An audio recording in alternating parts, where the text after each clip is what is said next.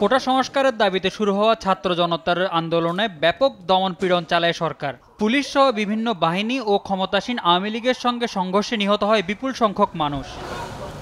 সহিংসতা ও গণহত্যার তদন্তে ঢাকায় জাতিসংঘের ৩ সদস্যের কারিগরি কমিটি তদন্তের অংশ হিসাবে সচিবালয়ের স্বরাষ্ট্র উপদেষ্টার সঙ্গে সাক্ষাৎ করেন তারা। বৈঠক শেষে জাতিসংঘ মিশনের প্রধান বরি মুঙ্গভেন জানান, জুলাই আগস্টে গণ-অভ্যুত্থান ঘিরে কী ঘটেছিল তা তদন্তে এসেছেন তারা। এ নিয়ে প্রাথমিক আলোচনা ইতিবাচক হয়েছে। The UN could conduct an investigation and fact-finding into what's happened in the past 2 months, as requested by the interim government, but also looking at some of the areas we could. আর গণহত্যা তদন্তে জাতিসংঘকে সব ধরনের সহযোগিতা করার কথা জানান স্বরাষ্ট্র উপদেষ্টা।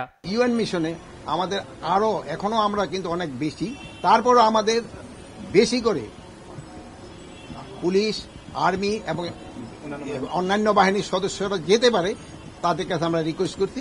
এবং তারা বলছে যে বাংলাদেশে যারা ইউএনএ কাজ করতেছে তারা খুবই ভালো কাজ করতেছে, তারা এদের খুবই প্রেস করছে এবং বলছে ভবিষ্যতে এই বাংলাদেশে সবসময় যেন 1 নম্বরে থাকতে পারে এই ব্যবস্থা তারা করবে। এছাড়া জাতিসংঘ শান্তিরক্ষা মিশনে বাংলাদেশ থেকে যেন আরও বেশি প্রতিনিধি যেতে পারে সেই বিষয়ে আহ্বান জানান উপদেষ্টা।